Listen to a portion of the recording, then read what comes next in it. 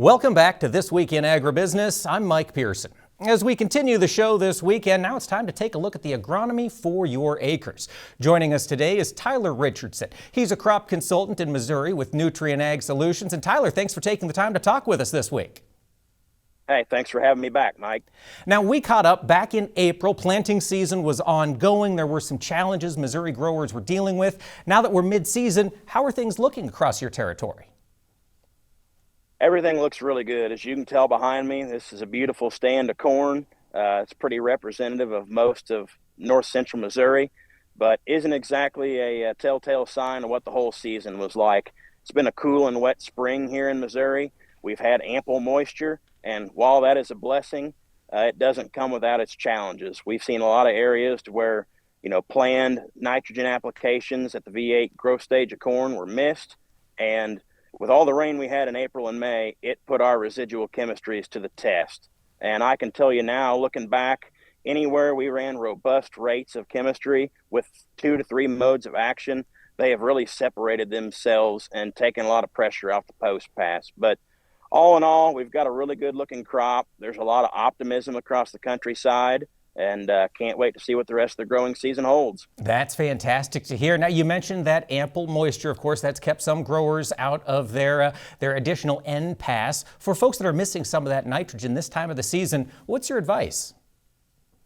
Yeah, so one of the biggest objections I get every year to split applied nitrogen is, well, what if I back off my ammonia rate and I miss the boat when it's time to come back with the post pass? And that's a real concern. And a couple of solutions I provide to my customers is, moving up that pass. Maybe we don't back off the ammonia rate quite as much. We plan 100 pounds of AMS pre-plant or at plant, and that is an easier time to get it on. And with the adoption of fungicide continuing to grow, we have products like Maximum Impact that we can put in with our fungicide pass. And at the 1 gallon rate, it provides about 2.5 to 3 pounds of readily available nitrogen to the corn plant at grain fill. It's not a perfect option, but it alleviates some pressure and is a good option. Absolutely. Keeps the fields rolling forward, which is what we like to see. And you mentioned fungicide there. Of course, farmers are dealing with tighter farm margins across most commodities. Can we still justify that fungicide pass on a crop like this? Yeah, absolutely. Ever since I started in 2018 with my career, the conversation has changed. And in 2023, I found my first incident of tar spot. Over the last 2 growing seasons, it is pretty much rooted in and taken a foothold in every corn growing county of Missouri.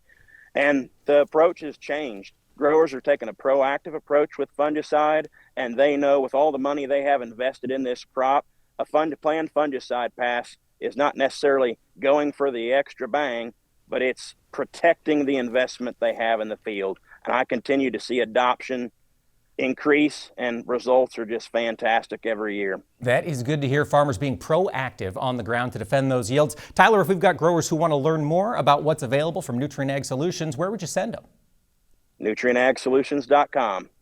Fantastic, folks. Check that out. Tyler Richardson, crop consultant, covers Missouri, northern part of Missouri. Thank you so much for joining us this week.